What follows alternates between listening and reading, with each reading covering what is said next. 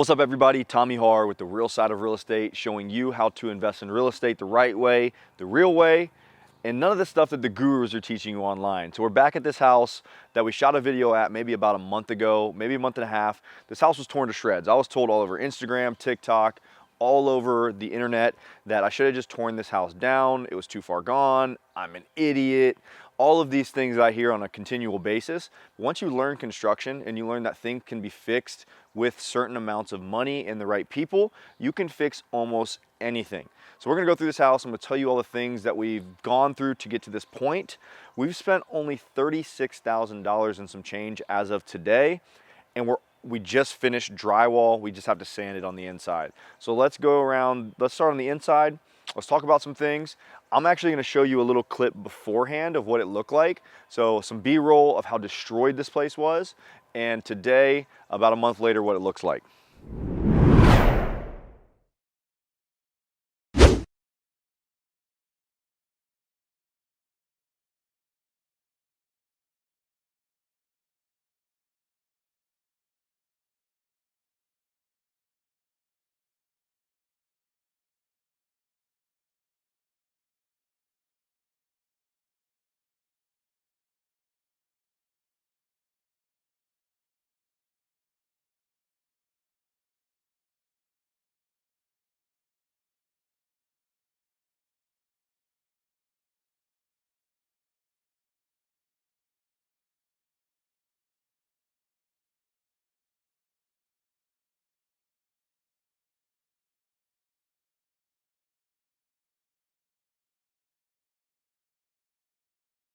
Last time we were in this house, you couldn't even walk, there were no floors. You couldn't even walk from side to side on this house. There's a lot that's changed since that time. When we got into this house, when we purchased it, the flooring system was completely destroyed. So we had to rip up the subfloor. There was a temporary beam running across here to hold the entire upstairs up. So we spent majority of our money, probably about 15 grand or so, on framing and subfloor. So ripping up all the floors, while putting a vapor barrier down and making sure that no moisture can come up out of the crawl space. And then we re-ran all our joists. And the cool thing about when you do stuff like that is you can redesign your layout. And there was a beam that sat about here over top. So instead of that, now this entire first floor, you can see all these can lights. It's a flat ceiling. It's gonna be nice, it's gonna be bright. It's gonna be a beautiful house now. So we ripped all that up.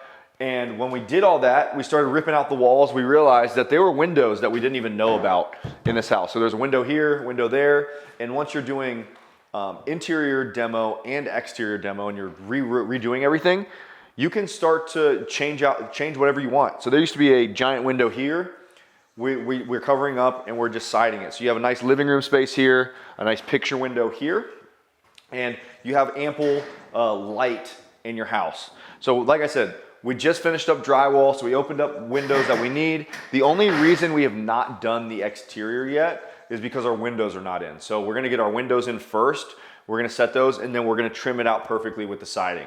So what I would recommend doing. If you're gonna be doing rehabs, do your windows first and get them with flanges. That way you can just butt your siding right up against it instead of having to trim it out with extra coil and things like that. So to talk about some of the design here, well, we're gonna have an L kitchen. So I always say so much. I'm trying to stop that just to be completely transparent with everybody. So all that stuff. We're gonna be doing an L kitchen. We've got our 220 for our range right here. So an electric range, microwave, kitchen's all the way across. And then we're going to have an island with the sink right here. Remember, if you've been watching these videos and you talked about layout, you need to have 32 to 36 inches between islands and walkways. So we need a walkway here and we need a walkway here. So this island, I just stepped in a bunch of mud, is not gonna be that big. I don't have the plans here, maybe they're somewhere, but it's not gonna be a huge island. I'm gonna wipe this off real quick. There's mud everywhere, there's pizza, mud, real side of real estate. All right, so clean this off real quick. So we got all our drywall mud here. So it looks like we over-ordered, or we took some from other sites, but the drywall is completely done here. So another thing we ran into in this project is this house sits on a well and a septic. We've not been able to locate the septic yet because there's no water. So we started to get the water on. We had our well company come out and they told us that they were not going deep enough. It was dry. So we're having to re-drill an entire new well system. It's gonna cost us $7,500 or so. Pain in the ass. So when you're buying rural houses that don't have public utilities, make sure please that you do these inspections before, and make sure you have margin if you can't before. Make sure you budget for that.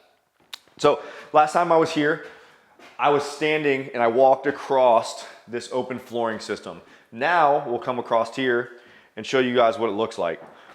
In order to get our flat ceilings, we had to figure out our HVAC system too. So we ran our HVAC ductwork and our returns in the floor. So we got our return here and we've got all of our ductwork. Ductwork meaning your heating, ventilation, and air conditioning. So the ducts coming up to supply air to your room through the crawl space. So we're using the underground space as much as we possibly can here. And that's why we have this flooring system still ripped up. So we can get our well system in here and make sure everything is ran properly. We've got our half bath off of the living space. Remember, we've only spent $36,000 and you just saw how bad this house was. So don't let people lie to you and say things are crazy, crazy expensive. Now they are if you don't know what you're doing, but that's why you subscribe to this channel. Brand new heat pump furnace. So if you don't have gas, this is gonna be an electric furnace. So we don't have natural gas here and we're not gonna do an oil tank. So we went all electric. And when you do that and you go all electric, we had to upgrade our electrical panel. So we had to go with a 200 amp service and panel. So we had to upgrade the service and the panel for this house. And we ran all new electric throughout the house. It's sitting like this because we just roughed it in. We haven't put the breakers in. That goes at the end. And then this is where the fun stuff was. So me and my project manager, Bruce, we stood here and we were like, okay, how do we make this into a space that actually works? This house is on a crawl space. It does not have a garage. We need storage, but we also need 3 bedrooms and we need a full bathroom. So how do we do it? So we made this a landing. And you also need a window and a closet in every room. So there was an existing window here, same in the other bedroom. So this felt like a nice, easy partition to make into a bedroom. In the bathroom back here was humongous. So this thing was huge, waste of space. And one thing we didn't do downstairs was laundry.